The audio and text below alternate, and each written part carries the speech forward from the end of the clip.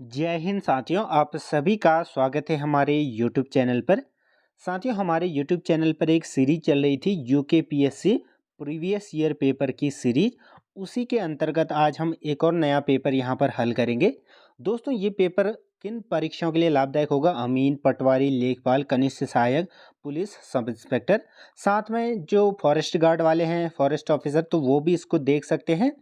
हालांकि इसमें थोड़ा सा लेवल जो है वो अपर होगा। तो यहाँ पर रीजनिंग और हिंदी, साथ में उत्तराखंड विविध, सभी प्रकार के प्रश्नों का यहाँ पर समावेश है और ये ओरिजिनल पेपर था, आप यहाँ पर देख सकते हैं। तो चलिए शुरू करते हैं। बाकी दोस्तों, अगर आपको और भी पेपर चाहिए तो अब वो आपको हमारे जो है प्लेलिस्ट सेक्शन में मिल जाएंगे, जो कि है UKPSC previous year question paper. तो चलिए शुरू करते हैं। पहले 20 प्रश्न हिंदी के देख लेते हैं, उसके बाद उत्तराखंड और भारत का जीके हम यहाँ पर देखने वाले हैं। तो पहला प्रश्न यहाँ पर दिया गया है दोस्तों, उसको हम लेकर चलते हैं। चलिए शुरू करते हैं। स्वर संधि का भेद नहीं है। दीर्घ संधि भी है, गुण भी है, वृद्धि भी है, लेकिन आदि नहीं है। ऑप्शन डी यहाँ पर सही उत्तर हो जाएगा, क्योंकि दीर्घ, गुण और जो वृद्धि संधि है वो इसके प्रकार हैं, बाकी आदि संधि कोई भी प्रकार नहीं है।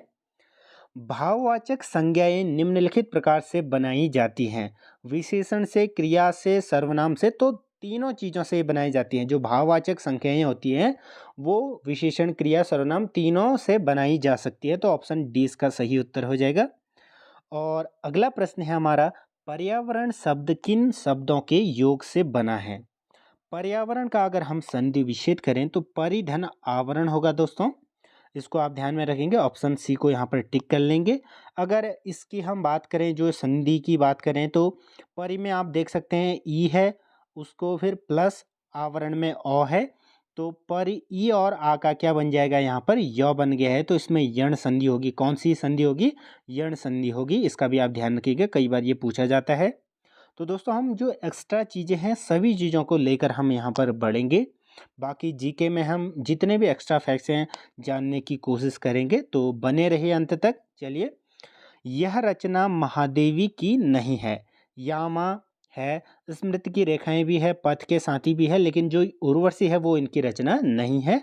रामधारी सिंह दिनकर द्वारा उर्वशी की रचना की गई। और दोस्तों, ये भी ध्यान रखें कि यामा के लिए 1982 ईस्वी में जो है महादेवी वर्मा को ज्ञानपीठ पुरस्कार से सम्मानित किया गया था। इसका भी आप यहाँ पर जो है ध्यान रखेंगे।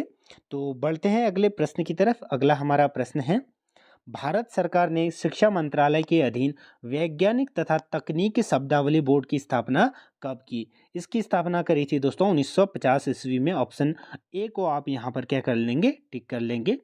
बढ़ते हैं अगले प्रश्न की तरफ। अगला हमारा प्रश्न है, निम्नलिखित में से दशाबोधक गुणवाची विशेषण कौन सा है? जिसमें दशा का ज्ञान हो।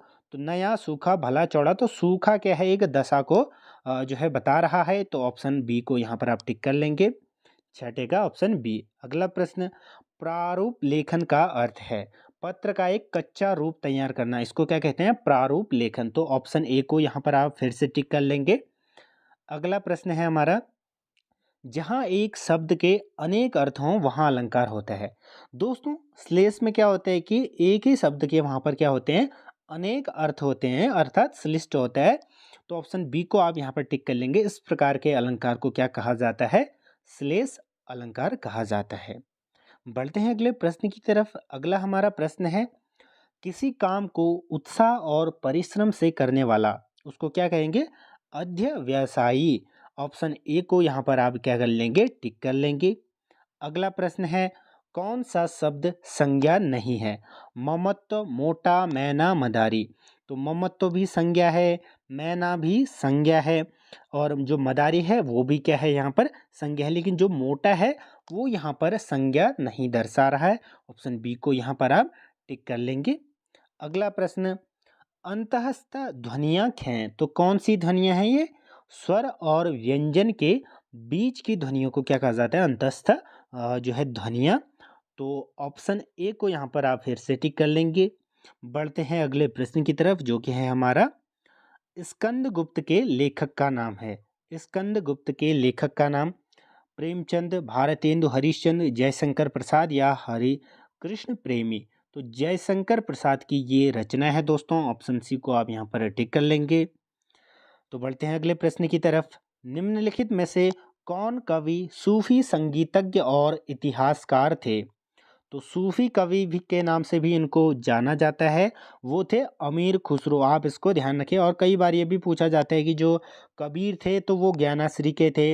इसी प्रकार से यहाँ पर जो है प्रश्न बनते हैं। तो हिंदी को आप इस प्रकार से पढ़ें कि उसमें जैसे ये कवि कौन थे या उनका कौन सा मार्ग था, उनका कौन सा लेखन था, इस प्रकार के प्रश्न ज़्यादातर पूछे जाते हैं। हालांकि जो रचनाएं हैं वो भी कई बार पूछी जाती हैं। जैसे अभी आपने देख लिया होगा, 2 प्रश्न यहाँ पर रचनाओं से रिलेटेड थे, यामा महादेवी वर्मा और स्कंदगुप्त।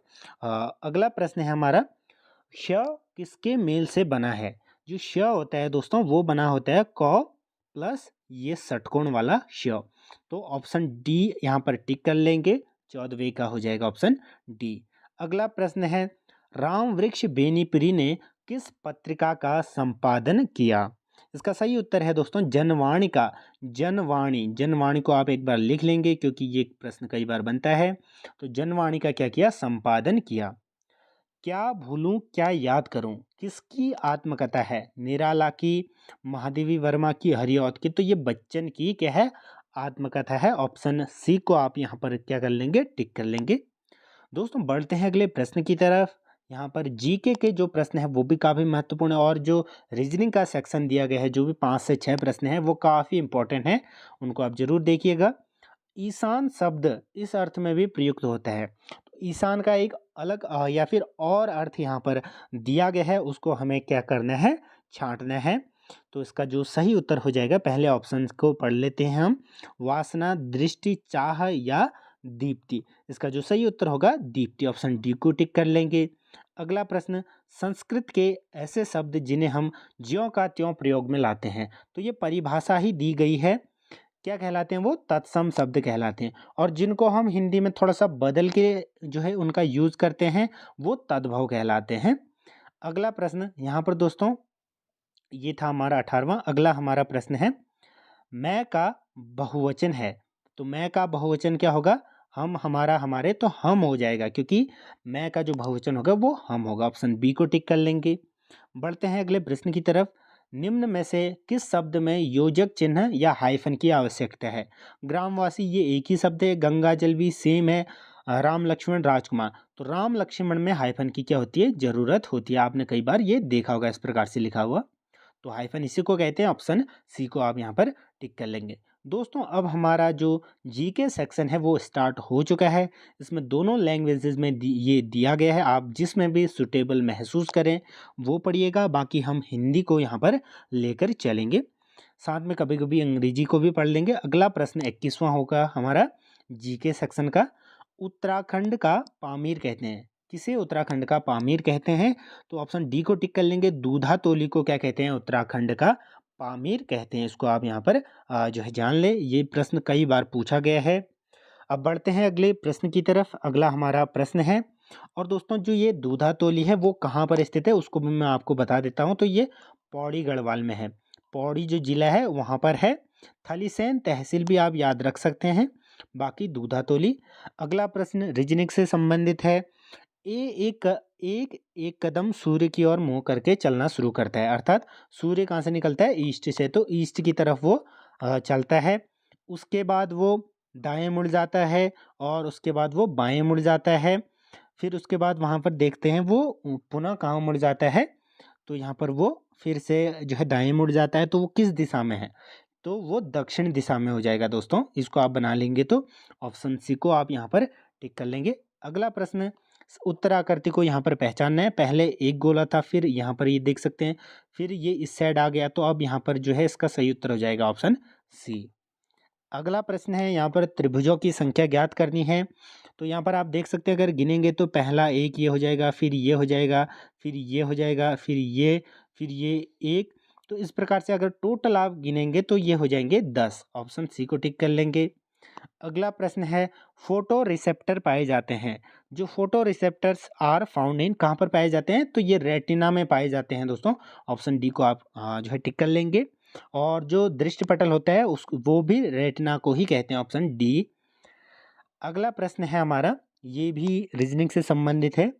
407 को ABC 3 अनुपात में बांटने पर उसके भाग क्रमशः होंगे। इसके लिए आप क्या करेंगे, पहले इसको जोड़ लेंगे। 1/4 प्लस 1/5 प्लस 1/6 को अगर आप जोड़ेंगे तो एलसीएम अगर आप यहाँ पर 60 लेंगे तो यहाँ पर आपका जो टोटल हो जाएगा वो 37/60 हो जाएगा। फिर आप क्या करेंगे, जैसे ए का भाग निकालना है तो उसके लिए आप करेंगे ए इंटू फिर यहाँ पर 407 407 अपॉन में जो हमने टोटल जोड़ रखा है जो कि था 37/60। इसको अगर आप सॉल्व करेंगे तो पहले का आ जाएगा 165, फिर ऐसे दूसरे के लिए करेंगे 105 लेकर, फिर तीसरे के लिए 106 लेकर। तो आपका ये सही उत्तर क्या हो जाएगा, यहाँ पर ऑप्शन ए को टिक कर लेंगे। 165 132 और 110 इसको आप सॉल्व कर लीजिएगा।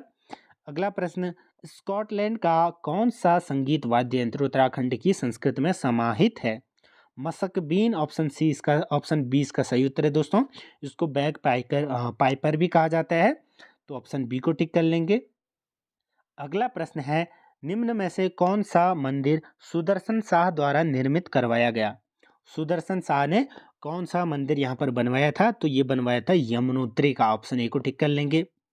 अगला प्रश्न है, चाइना पीक कहाँ स्थित है? चाइना पीक कहाँ पर स्थित है? ये नैनीताल में स्थित है दोस्तों। ये पर्यटक स्थल है, काफ़ी महत्वपूर्ण है, ये भी कई बार पूछा जाता है। अगला प्रश्न, दूधातोली श्रेणी से निम्न में कौन सी नदियों का उद्गम स्थल है? दूधातोली का अभी आया दोस्तों, पौड़ी गढ़वाल में है। तो यहाँ पर पूछा गया है कि कौन सी नदियों का इसमें उद्गम स्थल है। रूपिन, सुपिन, नंदाकिनी, मंदाकिनी, पूर्वी नयार और पश्चिमी नयार, ऑप्शन सी इसका क्या हो जाएगा, सही उत्तर हो जाएगा। दोस्तों इसमें जो है 5 क्या है यहाँ पर, जो दूधातोली में क्या है, 5 नदियों का यहाँ पर संगम है। और उन नदियों के अगर बारे में अगर हम जाने तो 2 तो वो नदियाँ होगी कौन सी, पूर्वी नयार, पश्चिमी नयार। फिर यहाँ पर आती है पश्चिमी रामगंगा, ये भी कहाँ से निकलती है, दूधातोली श्रेणी से। फिर आता है हमारा वीनो नदी और आंठागाड़ भी यहीं से निकलती है दोस्तों। तो इन 5 नदियों को भी आप ध्यान में रखेंगे, ये भी पूछ सकता है। बाकी इसका सी ऑप्शन सही उत्तर हो जाएगा। प्रकाश के एक माध्यम से दूसरे माध्यम में जाने पर कौन सी राशि में परिवर्तन नहीं होता है? What quantity remains the same when light travels from one medium to another? तो जो आवृत्ति होती है, फ्रीक्वेंसी होती है, वो चेंज नहीं होती है, क्योंकि ये लाइट पे डिपेंड करती है। बाकी जो गति होती है, स्पीड कम या ज़्यादा हो जाती है। तरंग दैर्घ्य ये भी वेवलेंथ घट या बढ़ जाती है। तो इसको आप देख सकते हैं, ऑप्शन बी को टिक कर लेंगे। अगला प्रश्न है, टुगेला जो कि दुनिया के सबसे ऊंचे जलप्रपातों में से एक है, तो सबसे ऊंचे जो वाटरफॉल्स हैं उनमें से एक है, वो ये कहाँ पर है? ये दक्षिण अफ्रीका में है दोस्तों। 32वें का क्या हो जाएगा, ऑप्शन जो है ए हो जाएगा।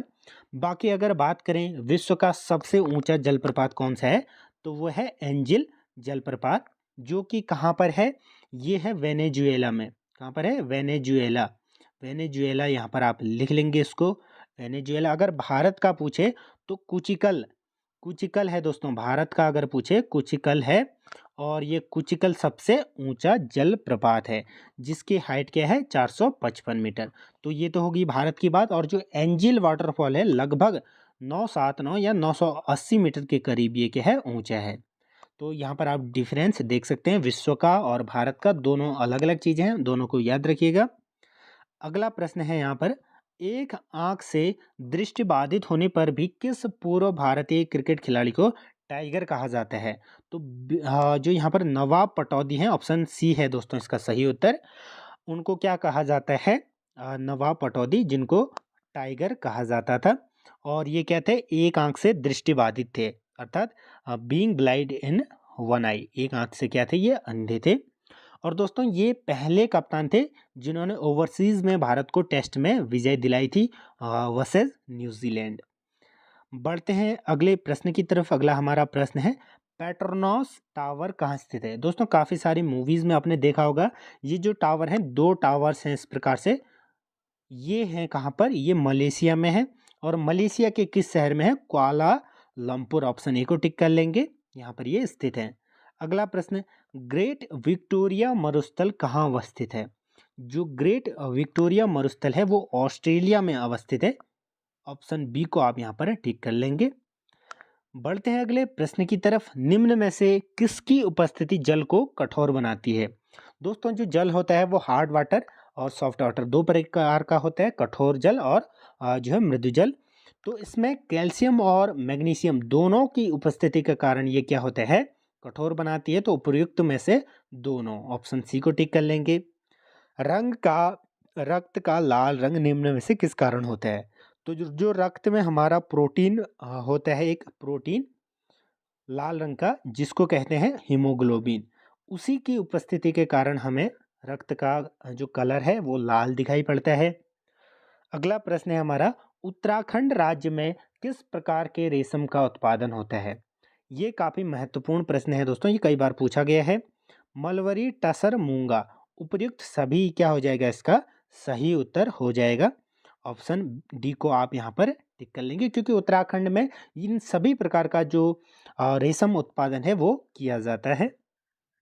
दोस्तों काफ़ी महत्वपूर्ण प्रश्न यहाँ पर आने वाले हैं, तो वीडियो को पूरा अंत तक जरूर देखें।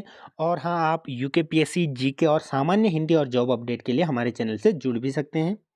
निम्न में से उत्तराखंड में अधिकतम जनसंख्या किस अनुसूचित जनजाति समूह की है? दोस्तों कई बार ये प्रश्न भी पूछता है कि थारू, बोक्सा, भोटिया जो ये जनजातियाँ ये किस राज्य से संबंधित हैं। एक चौथा कोई और दे देगा, बाकी हमको छांटना होगा, तो ये भी ध्यान में रखें, प्रश्नों को साथ में लेकर चलें। तो थारू जो जनजाति है उत्तराखंड में सर्वाधिक इनकी क्या है, जनसंख्या है।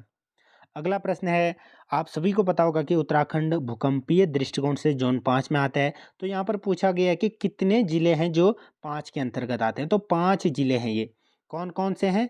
पहले में अगर बात करें तो पिथौरागढ़, फिर आता है हमारा उत्तरकाशी, अब इसको पूरा लिखते हुए चले, रुद्रप्रयाग, फिर हमारा आता है कौन सा, बागेश्वर और चमोली। तो ये 5 जिले हैं दोस्तों जो 5 के अंतर्गत आते हैं, बाकी 4 में भी कई सारे जिले आते हैं।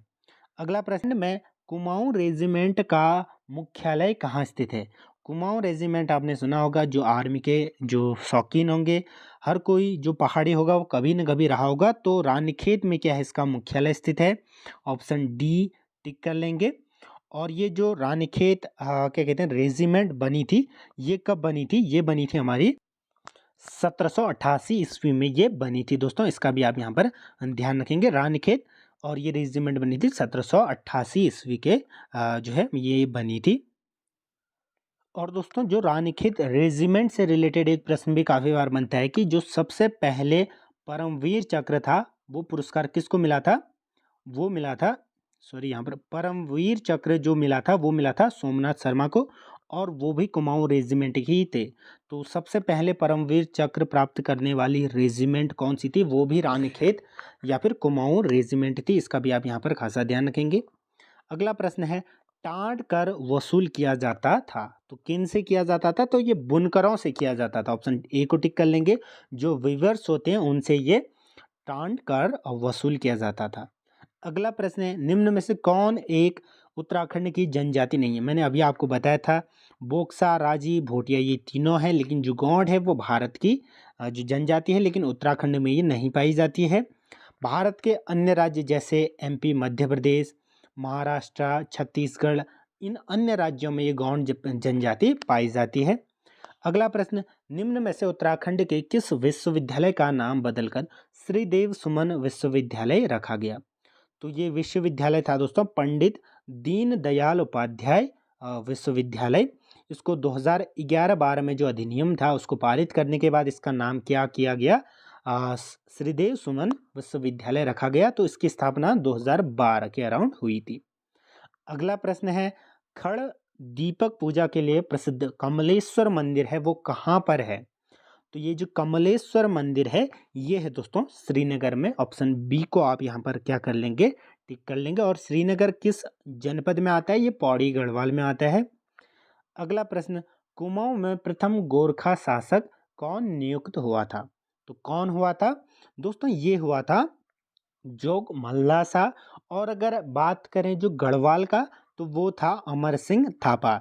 जोग मल्ला सा लगभग 1792 के अराउंड हुआ था, और जो अमर सिंह थापा था वो 1803 के ईस्वी के करीब ये जो है गोरखा प्रशासक नियुक्त किया गया था। हालांकि जो काजी है वो किसको नियुक्त किया गया था कुमाऊं और गढ़वाल का? ये किया गया था अमर सिंह थापा को। तो नेपाल सरकार द्वारा ये काजी अमर सिंह थापा को किया गया था, लेकिन जो कुमाऊं का था वो था जोग मल्लासा। अगला प्रश्न है 1936 में स्थापित गणदेश सेवा संघ, जिसे बाद में हिमालय सेवा संघ के नाम से जाना गया, की स्थापना किसने करी? ये करी थी दोस्तों श्रीदेव सुमन ने। ऑप्शन ए को टिक कर लेंगे। ये भी महत्वपूर्ण प्रश्न है। बढ़ते हैं अगले प्रश्न की तरफ। अगला हमारा प्रश्न है टिहरी नरेश प्रताप शाह की मृत्यु के बाद शासन की बागडोर किसने संभाली? दोस्तों टिहरी नरेश जो प्रताप शाह था उसका बेटा था, कौन सा? कीर्ति शाह था। लेकिन वो छोटा था जब इसकी मृत्यु हुई थी, तो उसकी जो बीवी थी प्रताप शाह की, वो थी गुलेरिया। तो महारानी गुलेरिया ने जो है शासन की बागडोर संभाली थी। ऑप्शन बी टिक कर लेंगे। अगला प्रश्न है my journey transforming dreams into action के लेखक हैं APJ Abdul Kalam. Option B missile man of India. तो इसको याद रखिएगा, ये कई बार पूछे जाते हैं। गौरा देवी के नाम से कौन सी योजना है? दोस्तों जो आपने देखा होगा जो इंटर कॉलेजेस में है, वो जो गौरा देवी कन्याधन योजना के रूप में एक योजना चलती थी, तो आप यहाँ से अंदाज़ा लगा सकते हैं। तो ये कन्याधन योजना है। ऑप्शन सी को टिक कर लेंगे। तो सही उत्तर हो जाएगा ऑप्शन बी। 1 जून 2002 ईस्वी में ये घोषणा की गई थी। अगला प्रश्न है दोस्तों, अभी भी जो है 50 प्रश्न बचे हैं, लगभग 45 से अधिक। प्रसिद्ध समाज सेविका गंगोत्री गर्ब्याल का संबंध है। दोस्तों इसके नाम पर स्कूल का नाम भी है GGIC। बाकी गंगोत्री गर्ब्याल थी, ये पिथौरागढ़ की थी। ऑप्शन बी को आप यहाँ पर टिक कर लेंगे। अगला प्रश्न है कोटेश्वर बांध किस नदी पर बना हुआ है? कोटेश्वर जो बांध है दोस्तों भागीरथी नदी पर ये बना हुआ है। और जब भागीरथी और अलकनंदा मिलते हैं देवप्रयाग में, उसके बाद गंगा का यहाँ पर निर्माण होता है। इसको भी ध्यान रखेंगे।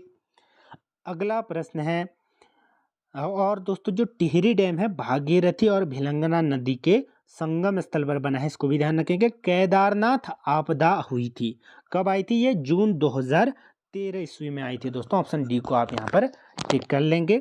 बढ़ते हैं अगले प्रश्न की तरफ। अगला हमारा प्रश्न है विश्वविख्यात नालंदा महाविहार किस राज्य में अवस्थित है?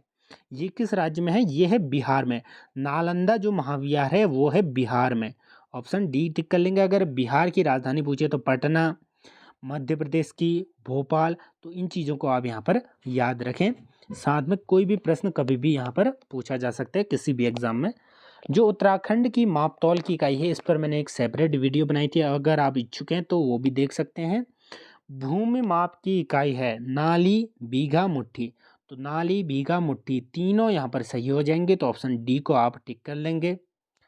अगला प्रश्न है भारत में सूचना का अधिकार RTI जो अधिनियम था वो कब लागू किया गया? दोस्तों ये लागू किया गया था 2005 ईस्वी में। ऑप्शन बी को आप यहाँ पर टिक कर लेंगे, राइट टू इंफॉर्मेशन। अगला प्रश्न भारतीय सर्वेक्षण विभाग का मुख्यालय कहाँ पर स्थित है? 2 स्टार करके इसको नोट कर लीजिएगा। और आसान प्रश्न है, ये हर बार पूछा जाता है। या तो IIM पूछा जाएगा या फिर भारतीय सर्वेक्षण विभाग। ये सब किस में है? ये देहरादून में है। तो भारतीय या survey of headquarter of survey of India is located, तो देहरादून इसका सही उत्तर हो जाएगा। अगला प्रश्न है अंग्रेजी वर्णमाला में कौन सा अक्षर बाएं से सातवें के दाएं का 15वां है? तो यहाँ पर आप अगर जो वर्णमाला है उसको आप लिखेंगे तो पहले पूछा गया है कि वर्णमाला में कौन सा अक्षर बाएं से सातवें के दाएं का 15वां है। तो ये क्या हो जाएगा?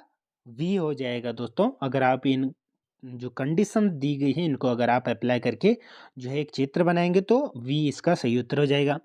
मानव नेत्र अभिनेत्र लेंस की फोकस दूरी को समायोजित करके विभिन्न दूरियों पर रखी हुई वस्तुओं को फोकसित करता है। ऐसा हो पाने का कारण क्या है? तो ये होता है एकोमोडेशन, क्योंकि उसको छोटा बड़ा करना समंजन जिसको कहते हैं समंजन। ऑप्शन 20 का क्या हो जाएगा? सही उत्तर हो जाएगा, अर्थात उसको एकोमोडेट कर लेता है। अगला प्रश्न यहाँ पर है ABCDE 5 नदियाँ हैं, A B की अपेक्षा छोटी है। A क्या है? B की अपेक्षा छोटी, अर्थात B बड़ी हो जाएगी, परंतु E से बड़ी है। तो A क्या हो जाएगा? E से बड़ी है। ए क्या हो जाएगा, ई से बड़ी है, ये कंडीशन भी अप्लाई हो गई। फिर पूछा गया है कि सी सबसे बड़ी है, तो सी को हम सबसे बड़ी की जगह राइट हैंड साइड लिख देते हैं। यदि डी बी से कुछ छोटी है, जो डी है बी से तो छोटी है, लेकिन जो ए है उससे बड़ी, अर्थात डी आएगा यहाँ पर, इस स्थान पर क्या आएगा, डी। तो यहाँ पर पूछा गया है कि सबसे छोटी नदी कौन सी है, तो सबसे छोटी नदी ऑब्वियसली ई हो जाएगी। ऑप्शन सी इसका क्या हो जाएगा, सही उत्तर हो जाएगा। बढ़ते हैं अगले प्रश्न की तरफ। टीवी प्रसारण के लिए प्राय जो निम्न आवृत्ति की प्रयोग की जाती है, कौन सी फ्रीक्वेंसी यहाँ पर टीवी ब्रॉडकास्टिंग के लिए यूज की जाती है, तो वो होती है 30 से 300 मेगाहर्ट्ज। ऑप्शन ए को यहाँ पर आप टिक कर लेंगे। गीगाहर्ट्ज, किलोहर्ट्ज और हर्ट्ज और मेगाहर्ट्ज में काफ़ी अंतर होता है, तो इसको भी आप याद रखें, ये नहीं कि ऊपर का ही रखें।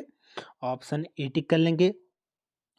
अगला प्रश्न रीजनिंग से संबंधित है, तो इसको आप सिंपली ऐड कर सकते हैं। जैसे सबसे पहले हम नीचे वाले सेक्शन को ऐड करेंगे, तो 2 माइनस 7/9 ये ऊपर चले जाएगा, तो कैसा होगा, जैसे 1/7/9 है, तो ये इस प्रकार से यहाँ पर ऊपर जाता है, तो ये हो जाएगा 9/7। फिर इसको अगर आप जोड़ेंगे तो ये हो जाएगा 14 माइनस 9/7, इसका एलसीएम लेने के बाद, तो इस प्रकार से ये हो जाएगा 5/7। फिर ये ऊपर जाएगा, एक के अपॉन में जाएगा, तो ये हो जाएगा 7/5। 3 को फिर से जोड़ेंगे तो ये हो जाएगा 15 प्लस 7, तो ये हो जाएगा 22/5। फिर ये 1/22/7 है, तो 1/22/7 है, तो ये फिर से ऊपर जाएगा, तो ये उल्टा हो जाएगा, तो ये हो जाएगा 5 क्या हो जाएगा यहाँ पर 5/22 प्लस फिर ये यहाँ पर दिया गया है 17/22, तो इन सब को जोड़ेंगे तो इसका ऑप्शन आ जाएगा, एक आ जाएगा, ऑप्शन डी इसका सही उत्तर हो जाएगा। बाकी इसको आप सॉल्व कर लेंगे। अगला प्रश्न, 8 आदमी मिलकर एक काम को 40 दिन में समाप्त कर सकते हैं। यदि 2 आदमी और बढ़ा दिए जाएं तो कार्य कितने दिन में समाप्त होगा। देखिए 8 आदमी कितने दिन में करते हैं, 40 दिन में। अगर बात करें एक दिन में कितना करेंगे, तो 1/40, तो ये 8 आदमी का कार्य हो गया 1/40। लेकिन एक आदमी का अगर हम पूछें तो ये हो जाएगा 1/40 गुणा 8। ये किसके लिए हो गया, ये एक आदमी के लिए हो गया। एक आदमी का कार्य क्या हो जाएगा, एक आदमी का कार्य होगा 1/40 गुणा 8। अब यहाँ पर पूछा गया है कि 2 आदमी और बढ़ा दिए गए हैं, पहले 8 थे, अब 2 और बढ़ गए तो 10 हो जाएंगे। तो 10 कितने में कर पाएंगे, तो जो 10 होगा इसको हम गुणा कर देंगे 10 से। इसको सिंपली अगर हम सॉल्व करेंगे तो 1 आ जाएगा, 1/32 आ गया। फिर ये तो हो गया एक दिन का कार्य। अगर ये टोटल दिन निकालने के लिए क्या करेंगे, इसको उल्टा कर देंगे, तो 32 दिन इसका क्या हो जाएगा, सही उत्तर। ऑप्शन सी को टिक कर लेंगे। अगला प्रश्न है, अंकों की श्रृंखला में एक पद लुप्त है, विकल्पों में से सही उत्तर चुनकर प्रश्नवाचक चिन्ह के स्थान पर अंक होगा। 21, 25, 33। तो इनमें अगर आप डिफरेंस निकालेंगे तो पहले में आएगा 4 का, 21 से 25 के बीच, 25 से 30 के बीच यहाँ पर आएगा 8 का, 33 से और जो 49 है उसमें आएगा 16 का, और इसमें आएगा 32 का। तो अब हम यहाँ पर आप देख सकते हैं, पहले 2 का स्क्वायर है, फिर 2 का क्यूब है, फिर 2 की पावर 4, 2 की पावर 5, तो 2 की पावर 5 यहाँ पर अगर हम करेंगे तो उसको अगर जोड़ें वो क्या हो जाएगा, अगर हम 81 में 64 जोड़ दें तो कितना हो जाएगा, 145। ऑप्शन ए को टिक कर लेंगे, तो यहाँ पर ये लॉजिक लगा है और ऑप्शन ए सही उत्तर हो जाएगा। निम्न दिए गए प्रश्न में दिए गए शब्दों को एक अर्थपूर्ण क्रम में तत्पश्चात, तो इसको अर्थपूर्ण क्रम में हमको देखने हैं। पहले रेत, फिर लोहा, इस प्रकार से फिर क्या आएगा यहाँ पर, पहले रेत आएगा, ये तो ऑब्वियस है, तो 3, तो यहाँ पर एक ही ऑप्शन है, तो ऑप्शन बी यहाँ पर सही उत्तर हो जाएगा। अगला प्रश्न है हमारा, प्रथम 10 अभाज्य संख्याओं का औसत है। तो अभाज्य संख्याएं क्या होती हैं, जिनमें जिनके 2 ही क्या होते हैं, उसके गुणनफल होते हैं। जैसे 3 है, उसका एक तो स्वयं 1 है फैक्टर उसका, और स्वयं एक 3 है, तो ये क्या हो जाएगी, अभाज्य संख्या हो जाएगी। ऐसे ही 2 होगा, उसका सिर्फ एक ही अभाज्य संख्या है, क्योंकि 1 और 2 स्वयं 2 ही यहाँ पर क्या होंगे, इसके फैक्टर बन सकते हैं। तो ऐसे ही 10 हम देख लेंगे, उसके बाद अगर उसमें हम जो है औसत वाला रूल लगाएंगे तो यहाँ पर आंसर निकल जाएगा। इसका जो सही उत्तर होगा, तो इसका सही उत्तर हो जाएगा 12.9। इसको आप सॉल्व कर लेंगे तो ये आ जाएगा। फूलों की घाटी में बहने वाली नदी का नाम क्या है? तो पुष्पावती नदी कहाँ पर बहती है फूलों की घाटी में? ये कहाँ पर स्थित है? ये चमोली में स्थित है। ऑप्शन ए हाँ जो है इसका सी सही उत्तर हो जाएगा, और पुष्पावती नदी यहाँ पर बहती है। दोस्तों, अगर आपको रीजनिंग का एक सेपरेट वीडियो चाहिए जो डिटेल सॉल्यूशन, तो आप यहाँ पर कमेंट कर सकते हैं, मैं एक अलग से वीडियो अपलोड कर दूंगा। आज सोमवार है, आज से 61 दिन बाद कौन सा दिन होगा? तो इसके लिए आप क्या लॉजिक लगाएंगे? 61 दिन को आप डिवाइड कर दीजिएगा 8 से, जितनी बार पूरा पूरा भाग जाए तो 8 छक 48, 8 सता 56, तो ये हो जाएगा 56। फिर आप देखिए तो 61 में से 56 घटाइए, 5 बचते हैं, तो 5 दिन यहाँ पर और डेज बच जाते हैं। तो अगर हम इसको जोड़ेंगे तो यहाँ पर आप देख सकते हैं जो रिपीट होता है 8 दिन बाद रिपीट हुआ, तो यहाँ पर अगर हम देखें सोमवार, सोमवार के बाद अगर 5 दिन जोड़े तो सोमवार, मंगल, बुध, बृहस्पति, शुक्र, शनि, तो इसका क्या हो जाएगा? ऑप्शन सी शनिवार हो जाएगा। ऑप्शन सी को आप यहाँ पर टिक कर लेंगे। तो एक तो ये तरीका हो गया यहाँ पर, क्योंकि 7 और 8 का समीकरण बन रहा है तो ये इससे आ गया। बाकी आप जैसे हर प्रश्न के लिए कैसे करेंगे कि जितने भी दिन दिए होंगे उसको आप डिवाइड कर देंगे 7 से, तो फिर क्या आ जाएगी हमारे पास? ऑड डेज की संख्या आ जाएगी। फिर आप उसी हिसाब से जैसे यहाँ पर गिना उसी हिसाब से इसको गिनेंगे, तो फिर वहाँ पर आपको एग्जैक्ट डेट पता चल जाएगी। हालांकि यहाँ पर जो 8 वाला और 7 वाला दोनों लॉजिक यहाँ पर लग रहे थे, क्योंकि 7 और 8 का गुणा हो रहा था यहाँ पर, तभी ये लॉजिक यहाँ पर लग रहा था। हर जगह ये नहीं लगेगा, लेकिन जो 7 वाला लॉजिक है वो हर जगह जो है कंपलसरी लग जाएगा। तो इसका ऑप्शन है सी। बढ़ते हैं अगले प्रश्न की तरफ। अगला हमारा प्रश्न है, तो अगला प्रश्न है हमारा, माइक्रोलॉजी के अंतर्गत अध्ययन किया जाता है शैवाल, कवक, विषाणु या फिर जीवाणु का। तो यहाँ पर जो माइक्रोलॉजी है इसमें जो अध्ययन किया जाता है वो किया जाता है, इसका ऑप्शन हो जाएगा सही उत्तर ऑप्शन बी। ठीक है, तो 71वें का हो जाएगा ऑप्शन बी। बढ़ते हैं अगले प्रश्न की तरफ। अगला हमारा प्रश्न है, ये सिंपल यहाँ पर दिया गया है, इसका गुणा किया गया है, बाकी हमको दशमलव जो है यहाँ पर दिखाना है। तो 2 दशमलव अंक यहाँ पर हैं, 2 यहाँ पर भी हैं, तो 2 और 2 जब गुणा करते हैं तो वो ऐड हो जाएंगे। तो 4 प्लेसेस के बाद क्या क्या आएगा? यहाँ पर डेसिमल आएगा। ऑप्शन सी पर देखेंगे तो आप 2 और 2 4, 4 के बाद क्या है? डेसिमल है, तो ऑप्शन सी इसका सही उत्तर हो जाएगा। बढ़ते हैं अगले प्रश्न की तरफ। यहाँ पर ये चक्रवर्ती ब्याज से रिलेटेड प्रश्न यहाँ पर आ रखा है। तो अगर हम इसको हल करेंगे, यहाँ पर पूछा है कि 10,000 का 5% वार्षिक ब्याज की दर से 1 वर्ष का चक्रवृद्धि ब्याज निकालना है, और जो ब्याज है वो प्रति 6 माही देय होगा, अर्थात 6 महीने के लिए ये दिया होगा। लेकिन यहाँ पर जो हमें परसेंटेज दिया गया है, रेट है, वो वार्षिक दर से दिया गया है। पहले तो हम इसको 5% को क्या कर देंगे? इसको डिवाइड कर देंगे 2 से, जो कि 6 माही के लिए हो जाएगा। बाकी अगर हम इसको ट्रिक से सॉल्व करें तो यहाँ पर हो जाएगा ये 10,000 को हम यहाँ पर अगर ले लें, फिर जो 5% है इसको अगर हम फ्रैक्शन में चेंज करने के बाद उसका हाफ करेंगे, तो यहाँ पर हम इसको इस प्रकार से हल कर सकते हैं। मैं आपको बता देता हूँ, पहले साल के लिए और ये दूसरे साल के लिए, दोनों के लिए है। 1/40 इसकी हमारी फ्रैक्शन बनी थी, ये रेट के लिए है। तो 10,000 का 1/40 क्या हो जाएगा? ये हो जाएगा 250। सिमिलरली पहले साल के लिए 250 आया, तो दूसरे साल के लिए भी क्या होगा? 250 होगा। अब जो कंपाउंड इंटरेस्ट होता है इसमें जो ये 250 है, इसमें भी क्या लगता है? ब्याज लगता है। तो इसमें भी किस रेट से लगेगा? 1/40 की रेट से लगेगा। तो इसको अगर हम सॉल्व करेंगे तो ये कितना बच जाएगा? 25/4। तीनों को जोड़िएगा, 250 प्लस 250 500 प्लस 25/4, तो ये अराउंड कितना आएगा? लगभग 506.25 के अराउंड आएगा। ऑप्शन ए को यहाँ पर आप टिक कर लेंगे। बाकी अगर आपको जो मैथ्स का सेक्शन है वो अच्छे से समझ नहीं आ रहा है तो आप कमेंट कर सकते हैं। अगली एक सेपरेट वीडियो आएगी इसी पर रिलेटेड। मलेरिया रोग किस सूक्ष्म जीव पर जीव द्वारा होता है? जीवाणु, विषाणु, मच्छर या प्रोटोजोआ? तो प्रोटोजोआ से क्या होता है? मलेरिया रोग यहाँ पर होता है। अगला प्रश्न है हमारा, निम्न में से कौन सा भारत का दक्षिणवर्ती छोर है? जो दक्षिणवर्ती छोर है हमारा वो है इंदिरा पॉइंट, ऑप्शन सी को यहाँ पर टिक कर लेंगे। और जो ऊपर का है वो है इंदिरा कॉल, ऑप्शन सी यहाँ पर क्या हो जाएगा, इंदिरा पॉइंट। 76वां प्रश्न है दोस्तों, भारत में सबसे पुरानी पर्वत श्रेणियां कौन सी हैं? अरावली, विंध्याचल, सतपुड़ा या नीलगिरी?